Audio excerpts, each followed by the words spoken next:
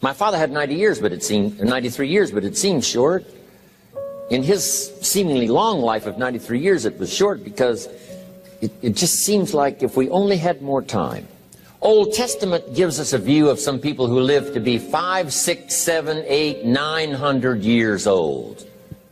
If I have a chance to ask, I will ask, how come we got shortchanged?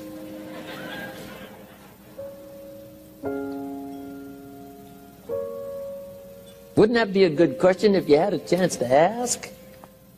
Imagine 700, 800, 900 years to watch generation after generation after generation after generation stay healthy and well. I mean, you gotta be healthy to make it to 900. You gotta take your vitamins.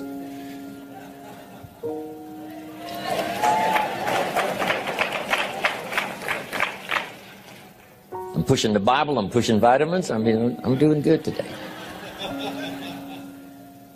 So, the key is time is precious. Now let me give you Bill Bailey's description of time. Life is not just the passing of time. Life is not just the passing of time. Life is a collection of experiences, their frequency,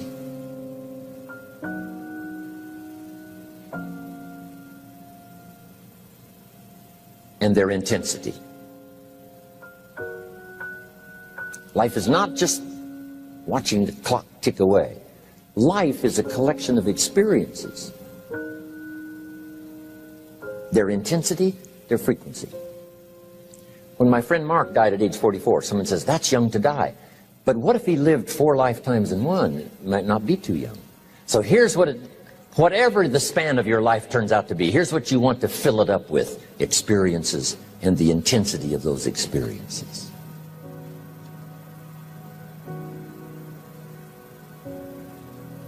But now let's talk about the management of time.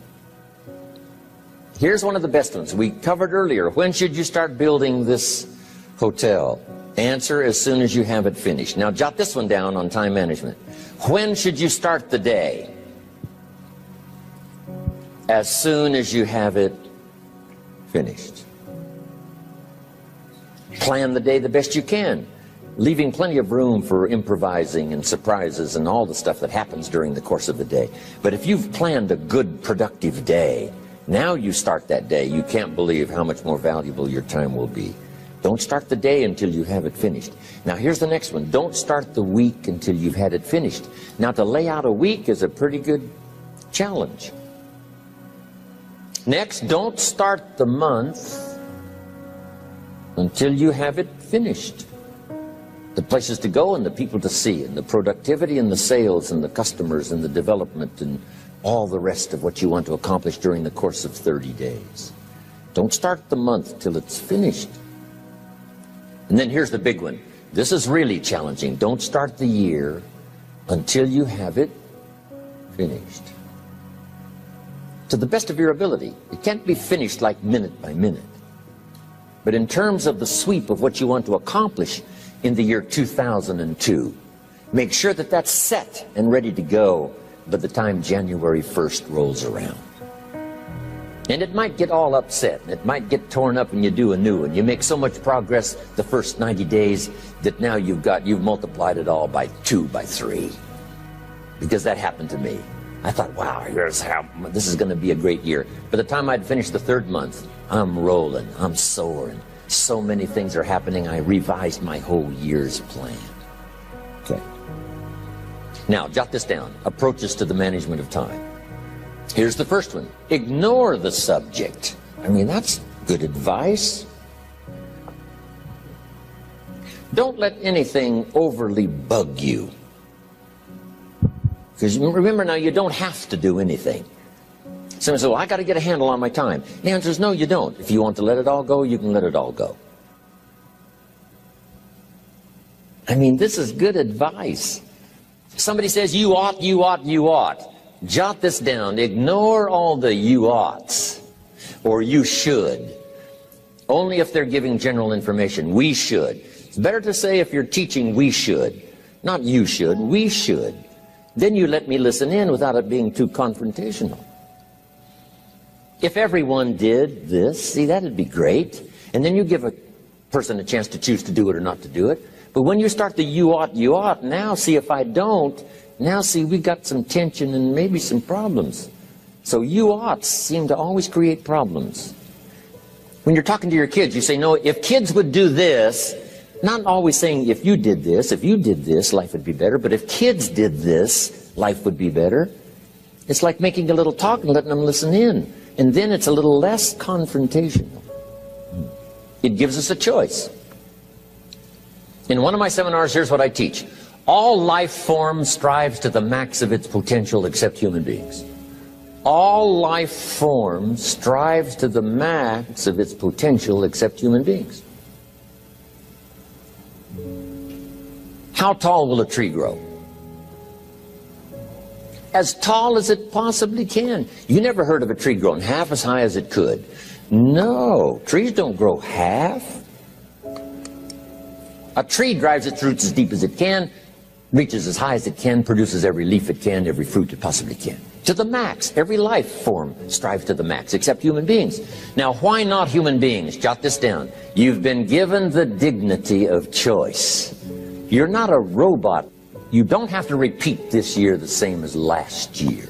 You can tear up last year's plan, develop a new plan.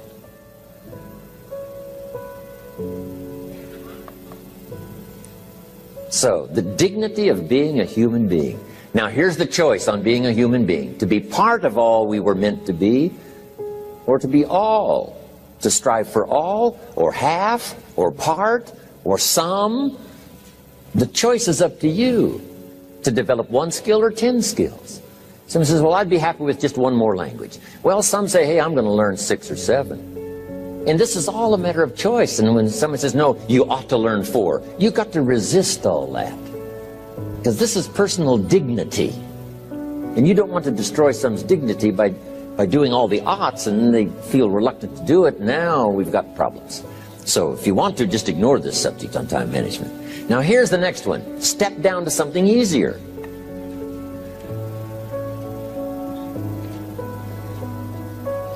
The guy's in sales, and he says, oh, I want to own the company. Finally owns the company. Now he's got no time to play golf. He said, when I was in sales, I was making big money playing golf 3 days a week. Heck with this owning something. Heck with managing. My life was never my own after I started to manage. I'm going back to sales. See, this is the key. If you're getting too pressed, you might consider stepping down to something with a little easier time pressure. Little girl says to her mother, Daddy comes home, brings his briefcase and pats me on the head and says hello, disappears and works on his papers. How come my daddy doesn't play with me? And her mother said, look, your daddy loves you very much, but he's so busy at work, he can't get it all done, he has to bring it home. He loves you, but that's why he can't play with you. And the little girl said, why don't they just put him in a slower group? So, jot this down now. If you don't have time for your kids, you might consider joining a slower group. Remember when I said some things I went for cost me too much? So reconsider. Next key to time management, and that's work longer and harder. But see, there's a limit to that. I almost lost my health the first year. I went so crazy about personal development and achievement. I just went bonkers. You know, I told you I was skinny, but at the end of that first year, I was a walking shadow. And then it suddenly occurred to me, what if I got rich and too ill to spend it? I mean, that was a shocker. So I started, you know, developing a little more reasonable. Because I said, if 12 hours won't do it, I'll work 14. If that won't do it, I'll work 18. I mean, how many hours it takes. And sure enough, it cost me too much. So see, working longer and harder for some might be appropriate. You know, if you're just sitting around not doing that much, this might be good, work longer and harder. But you can only work so hard. Here's the key, not to work harder, but smarter. When you've worked as hard as you can, doing the best you can in terms of physical output in the time, reasonable time. Now here's the ultimate in the management of time, and that is you simply become more skillful. When I first got into sales, You know, I was around people that could get, 9 out of 10, 8 out of 10. And when I first started, I could only get 1 out of 10. But here's what I did. I worked around the clock, so that I would make up in numbers what I lacked in skill. That's good in sales. You got to jot that down. When you're new, you make up in numbers what you lack in skill. Now, when you become more skillful, the numbers can go down because now your persuasive ability and all of that is now so high that you don't need to put as many numbers out. But at first, if you want to compete or if you want to really get good, you've got to put in the numbers. But if you get more from yourself, develop more of yourself, now the time management becomes an easier task. Now here's the next thing. Either you run the project or it runs you. I've found out when you start something, at first you're in charge. All of a sudden, a year later, it's in charge. Some of the companies I started, I'm telling you, I'm in control. A couple of years later, I'm out of control. At first, I've got it on the run. 2 years later, it's got me on the run. Haven't got enough time. I'm dizzy with trying to get it all done. So here's part of the key, and that's to get in charge. Say, I'm going to take charge of my health. One of my albums is entitled, Take Charge of Your Life. Take charge of your time. Take charge of your resources, which we're going to talk about next. Take charge of your health. You're the one that's responsible for it. It's not a requirement of society that you not have a heart attack and take care of your family. That's not a requirement of society, but you must make it a requirement of yourself. Society doesn't require that you build a financial wall around your family nothing can get through. That's not a requirement of society. It's a requirement you impose on yourself to build a financial wall around your family nothing can get through. So impose on yourself this self-development of being in charge, taking charge of your life and your health and your future and your responsibilities and all the rest. Next, reasonable time is enough time to achieve all of your goals. Just jot that down. Reasonable time is enough time. I had to learn that. Reasonable time is enough time. Here's why. It's not the hours you put in, it's what you put in the hours. If you start depositing greater ideas into the hours you've got later than now, I'm telling you, later you can't believe the productivity that will flow.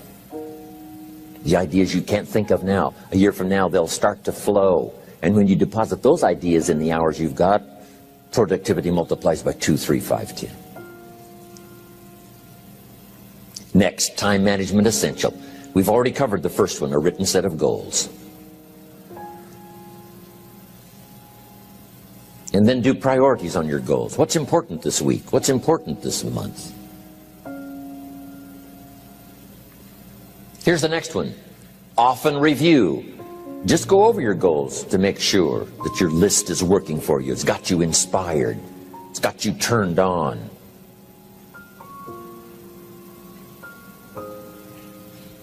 Somebody says, how come you're up so early? Say, if you were headed where I'm headed, you'd be up early too. Wow. If you were going to meet who I'm going to meet, you'd be up early. If it was going to stack up for you like it's stacking up for me, you'd be getting up early. Here's some more time management essentials. Learn to study what we call majors and minors. You pick up the phone. Here's what you must say when you pick up the phone. Is this a major conversation or a minor conversation? If it's minor, a few pleasantries and you're done. If it's major, maybe you've got to make a few notes. So here's the next one. Important conversations, make an agenda before you make the call. Just jot down a little agenda. It's so easy now to just talk out of your head. Did you ever hear a conversation end like this? Let's see, there was something else. See, you don't look that swift. I can't think of it right now. I'll call you back. See, you look a little incompetent. Let's see, there was something. It escapes me right now. Really? So have you got this now? Make an agenda before you make a call if it's an important call. Now later that saves you all kinds of stuff. You call John in, the salesman, say, John, remember those 4 things we went over? He said, no, we didn't talk about that. And then you pull out your daytime or whatever, and there's the list you made when you made the call. He said, oh yes, seems like I do remember. And you've got him with your list. If it's just, salespeople especially can talk you out of what's in your head. It's true. No, we didn't talk about that. And if you don't have a little proof, I'm telling you, it's gone. So make an agenda before you make a call. So what's major, what's minor? Now here's the key on this. Don't major in minor things. If you take up major time to do minor things, I'm telling you, you'll be behind the curve constantly. Here's what we learn in sales training. What's major time and what's minor time? Here's minor time, thinking about prospects. Here's minor time, making lists of prospects. Here's minor time, keeping books on prospects. Here's minor time, going to see the prospect. Here's minor time, evaluating the prospect after you've been there. That's all minor time. Here's major time, in the presence of the prospect. That's major time. And if you took a look, if you're in sales and you took a look at a week, you'd say, my gosh, I'm spending 90% of my time on the minor stuff and so little time on the major stuff in the presence of. How many hours in the presence of in my day? How many hours in the presence of during my sales week? Because the time that really counts is in the presence of the prospect. Majors and minors. Here's another key time management essential. Don't mistake movement for achievement. It's easy to get faked out by being busy. Guy comes home at night all exhausted, falls in the chair and says, oh, I've been going. Here's the big question. Doing what? It's not the going. Some people are going, and they're doing figure eights. Their progress is small. So don't mistake movement for achievement. Here's another one in sales we learned. Don't mistake courtesy for consent. If somebody's pleasant and they nod, you say, oh, they're going to buy. No, they're courteous. You can't mistake courtesy for consent.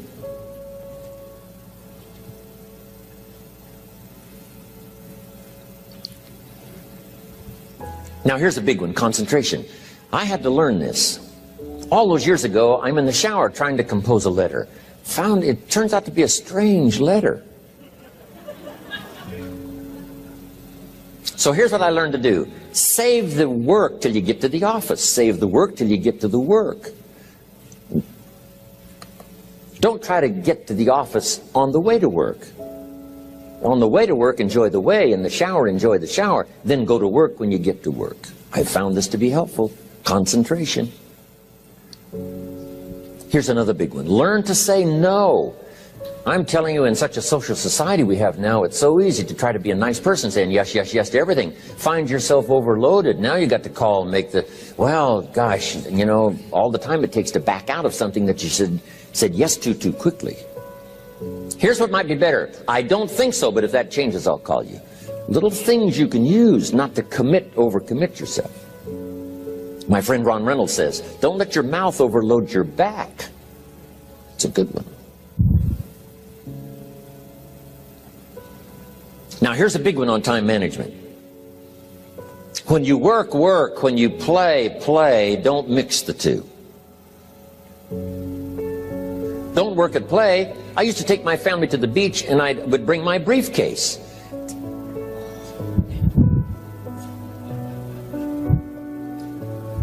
I learned not to do that. Or at the beach I'm saying I should be at the office, I should be at the office. Now my family's upset because I'm at the beach and I'm thinking office. Now when I'm at the office I'm thinking what? I gotta get my family to the beach. So things are not going too well at the office because I'm thinking beach, and things are not going too well at the beach because I'm thinking office. Here's what I learned to do. At the beach, be at the beach. At the office, be at the office. When you work, work. When you play, play. Don't mix the two. Don't work at play. Now here's one of the most important ones. Don't play at work. Work is too serious. You don't want the reputation of being the office joker. It's not a good one. Yes, there's time for some pleasant stories. Yes, there's time for a little humor. Yes, best if it's a happy office, of course. But I'm telling you, you got to be serious about work, because you're parting with a piece of your life for the work you do. Your work costs you a piece of your life. Here's what it's called: serious business. Not grim, not unhappy, but serious. Key. Don't play at work. The old expression, I don't think we use it anymore, horse around at the office. Play around, play jokes, play tricks. No place, not at the workplace. At the beach, yes. At the bar, yes. Somewhere else, not work. You've got to treat work with all due conservative passion, because it's leading you to your future.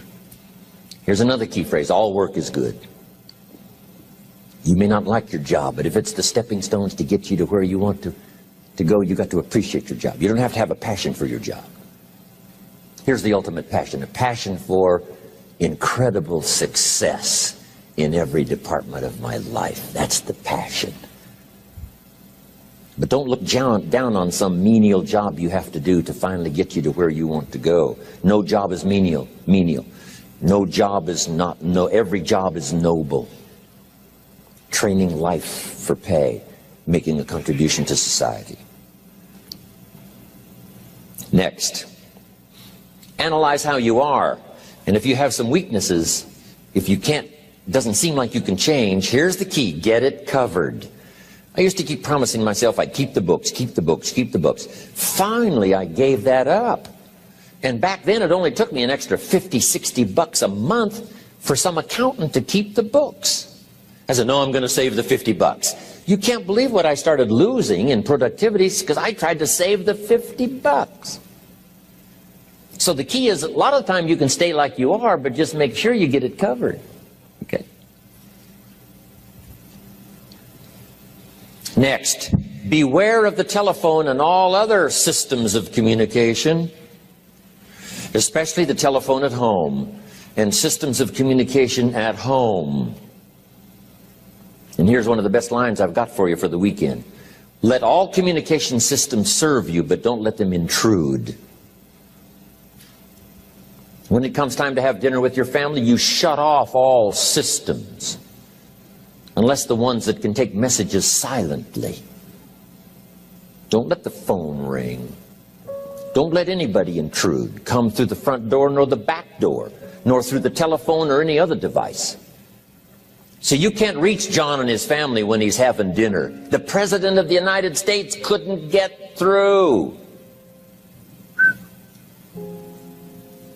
If you develop that kind of a reputation, father, mother, when we have dinner, when we're visiting and have this time with our family, nothing intrudes. So don't let these clever little devices keep intruding.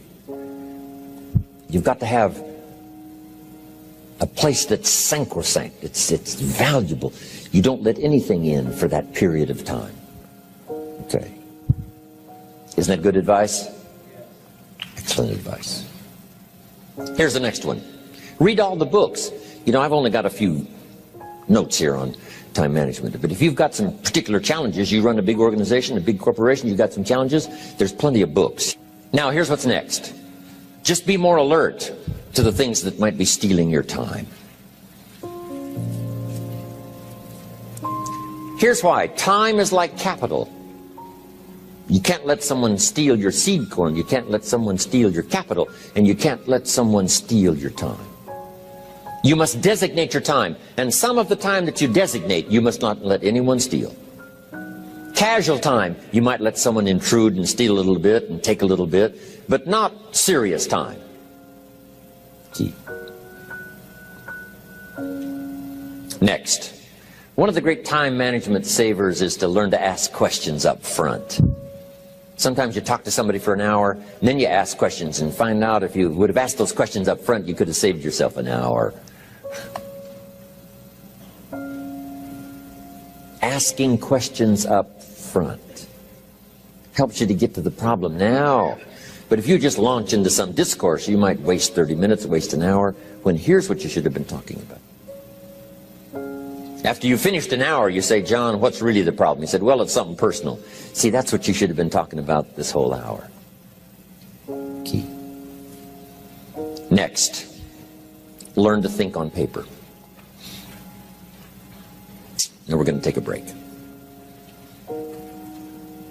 Some ways to think on paper. One, we've covered one.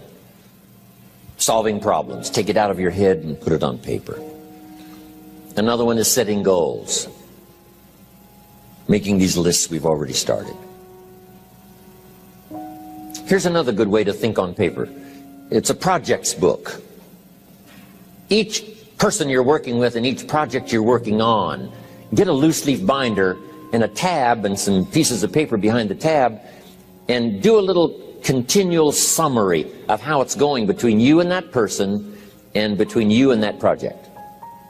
I call it a projects book. It is so useful to me.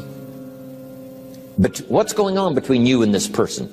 When you last got together, what did you talk about? And you got a few notes there. Here's what we talked about the last time we got together. Now when you get together again, you can review that so you'll know better what to talk about.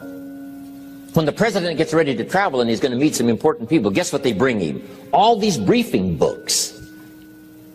Right? The last time you were with Khrushchev, Kennedy is informed. Here's what he said and here's what you said. Kennedy said, oh, that's valuable. I need to remember that. If a person is important, it's worth a little running account. You might even have a projects book for your children. Here's what's happening between me and my child. We've talked about this, and we've talked about this, and we've talked about this. Next, a day timer. Keeping track of all of your appointments. You know, mine is all filled with, when to catch an airplane, and when to do a seminar, and when to sit down and have a conference, all the rest. Next is a game plan. If you've got a house and the, insurance is going to come due and some other things are going to come due, you just put it on a spreadsheet and make sure it's taken care of. Key phrase, take things out of your head and put them on paper.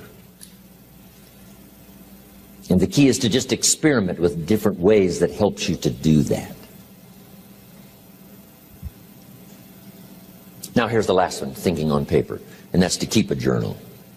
One of the things I'm known for around the world, have been now for 39, 40 years, is keeping a journal. Now my journal is not it's not necessarily it's not like a diary. It might be part diary. I'm flying over Ireland and I write down a few little things that impress me. Today I met this person. Wow, what an extraordinary event.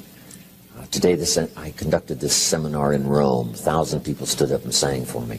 I've got a little bit of a diary in there. But here's what primarily your journal is for. Collecting good ideas. A journal is to collect good ideas on your health, good ideas for your business, good ideas for your future, good ideas for time management. Because I used to take notes on pieces of paper and torn off corners.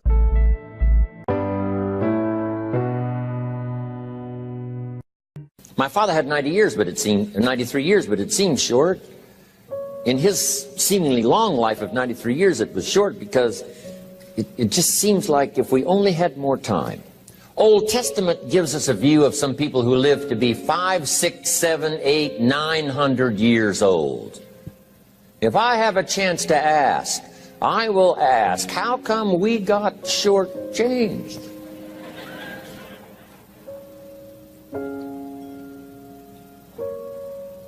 Wouldn't that be a good question if you had a chance to ask? Imagine 700, 800, 900 years to watch generation after generation after generation after generation stay healthy and well.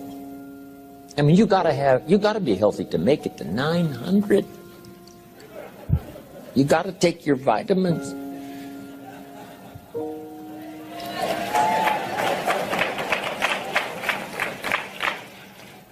I'm pushing the Bible, I'm pushing vitamins. I mean, I'm doing good today. So, the key is time is precious. Now let me give you Bill Bailey's description of time. Life is not just the passing of time. Life is not just the passing of time.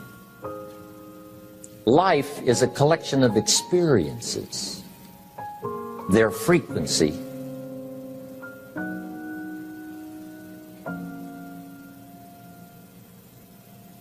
and their intensity.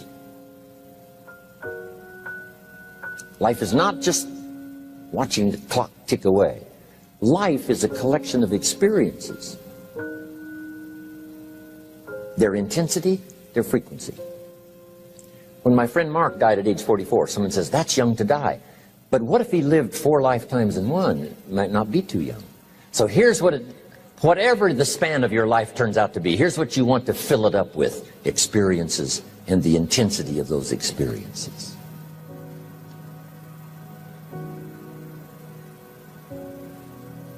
But now let's talk about the management of time. Here's one of the best ones. We covered earlier, when should you start building this hotel? Answer: as soon as you have it finished. Now jot this one down on time management. When should you start the day? As soon as you have it finished. Plan the day the best you can, leaving plenty of room for improvising and surprises and all the stuff that happens during the course of the day. But if you've planned a good, productive day, now you start that day, you can't believe how much more valuable your time will be. Don't start the day until you have it finished. Now here's the next one. Don't start the week until you've had it finished. Now to lay out a week is a pretty good challenge. Next, don't start